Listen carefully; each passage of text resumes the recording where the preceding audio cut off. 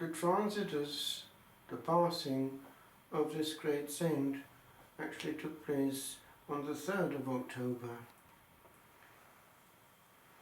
It was 1226 and he was 45, but he was to have a huge influence on the medieval church and on, in fact, the whole Church of God, which endures to this day. The movement, which spread like wildfire, could have gone outside the church and become some kind of new Protestantism. But Providence provided stable safeguards in the fairly early period. Giants like St. Bonaventure, St. Anthony of Padua and the like, these were able to also set solid theological and educational bases for these friars, which were full of charismata, but perhaps could have gone off course. And so we have eventually this powerful movement for renewal, which was essentially a return to the gospel and perceived to be such.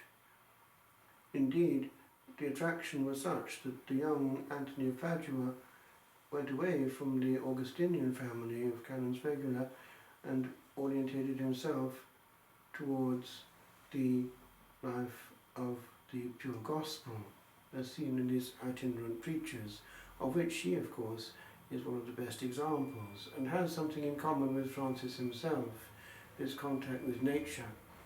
Francis preaching to the birds, as we see in one of the famous pictures at Assisi, and Anthony preaching to the fish. Indeed, Eden is re-found in Francis. The case of this protection given by Grigio, a wolf, and the taming of nature under him is something which fascinates people to this day, and children like to hear it, for children also are close to Eden until they're contaminated. He could have gone into just a military career, and he was involved in warfare, in the war between Assisi and Perugia. But it was not to be. This strange call, this strange dream, whatever it was, when he was told 3 times to rebuild his church, and he understood that to be physical at San Damiano, and he worked at it. But when he went with an early band of his followers to the Pope, Innocent III, he was actually welcomed, because it seems that the Pope himself had had a dream or a vision, and he was given to understand the importance of this little group before him. And so he was encouraged, and he was therefore to rebuild the church spiritually. And an early form of the rule was approved by that same Pope, and it was insistent on poverty, therefore following examples that were given by the Lord himself in the instruction given to the disciples. They were sent off with nothing but providence to support them, free therefore to fly.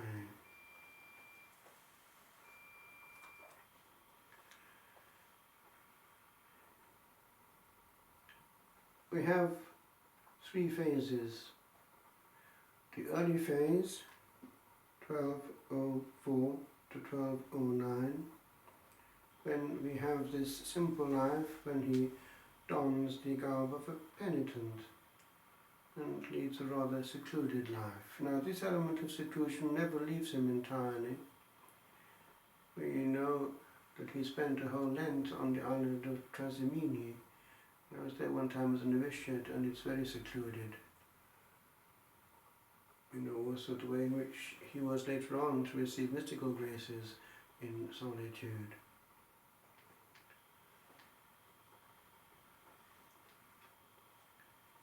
Then we have this hearing of the passage from St. Luke, chapter 9, 3 to 5, the mission of the apostles.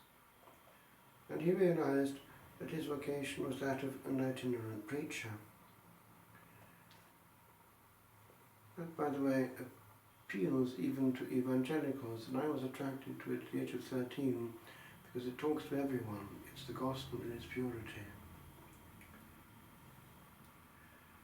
He gathered together, therefore, a small group with the intention of following the teaching of the gospel as literally as possible.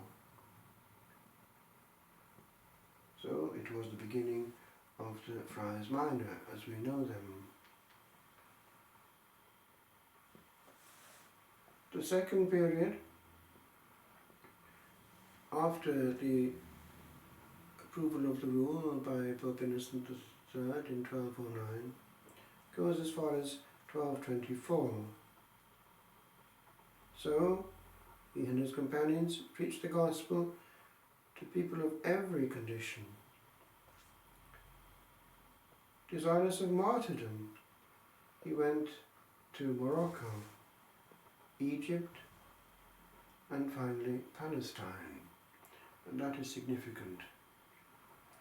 He actually managed to command respect from the potentate of the Islamic world, who could easily have asked for his head. Who would have thought that this poverello would get involved with the caliphate? In 1212, with the help of Chiara, St. Clare, he founded the second order, the cloistered nuns, who always insisted on poverty. The poor dames, the poor Clares, the poor ladies, and they were very austere for centuries. Some houses have actually perpetual adoration, and the Eucharistic element has always been important to them.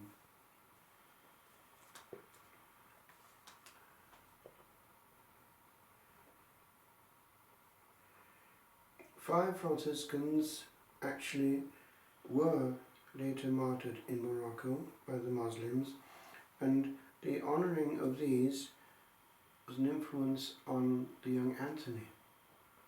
He was fired by a desire to follow the example. Anthony of Padua.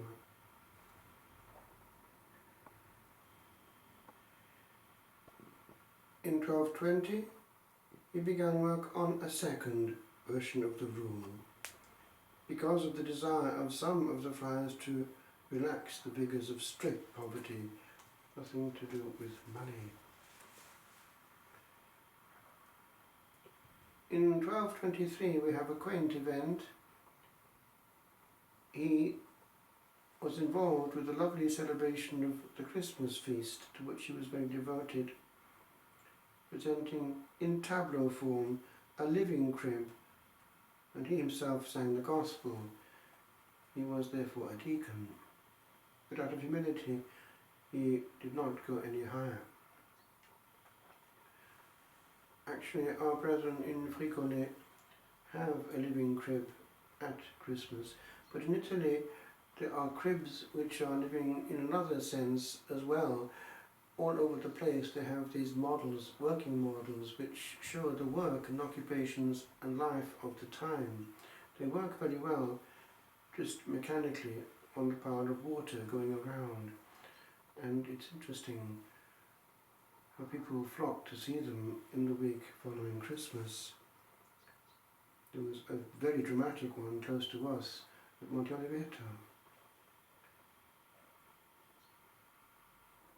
In the last phase of his life, that short period from 1224 to 1226, almost blind and suffering from various physical afflictions, he received the stigmata on the Feast of the Holy Cross, 14th of September, 1224, at La Verna. Wounded with love, he composed the famous Canticle to the Sun, and he petered out at the early age of 45. With a heritage which was so powerful and so immense, it had to be unravelled by Pope Leo XIII, who streamlined the various branches into three principal ones.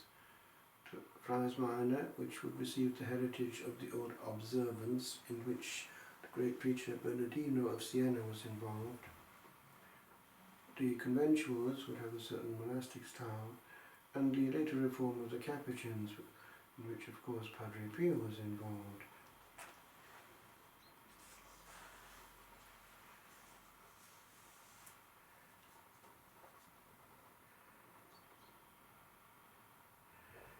By being Friars Minor, without any privileges or authority, and renouncing stability as well as ecclesiastical offices, he symbolized the Church of the poor, as well as a poor church.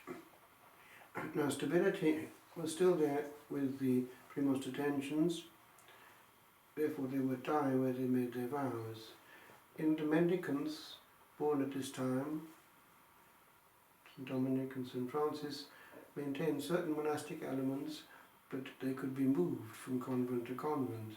Indeed, in the case of Francis, in a sense, the enclosure was the whole world, but they were enclosed in Christ, and the divine will was their stability. They were free, therefore, to fly, and their time was not given, therefore, to maintaining a physical structure, but their energy could be channeled precisely to the Word.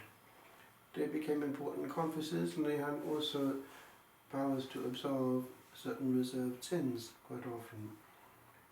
They were much sought after, and I remember in Italy that there was still a tradition amongst certain mendicants, notably Capuchins, of being popular preachers of a certain verve. People would love to hear them, very dramatic. Padre Pio was annoyed when people wanted to alter and tone down things in the Franciscan order so as to make it more acceptable to the young, and he insisted that it was for the young to adapt themselves to the spirit of St. Francis. It is true that radicality and fidelity does attract, as does charity, and Francis was a man of love. Indeed, the order is referred to as the seraphic order. This element of being in close contact with the other world, mystically orientated, is also central to St. Francis. They call him the man closest to Christ.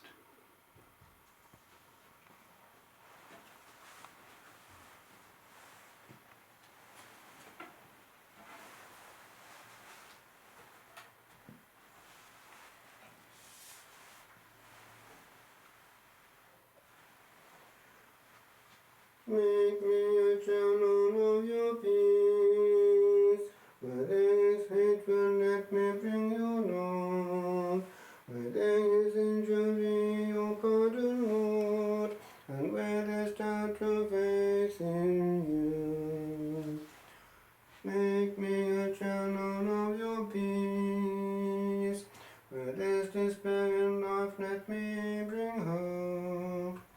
Where there is darkness, only light, and where there's sadness, ever joy. O Master, grant that I may never seek so much to be consoled as to console, to be understood as to understand, to be loved as to love with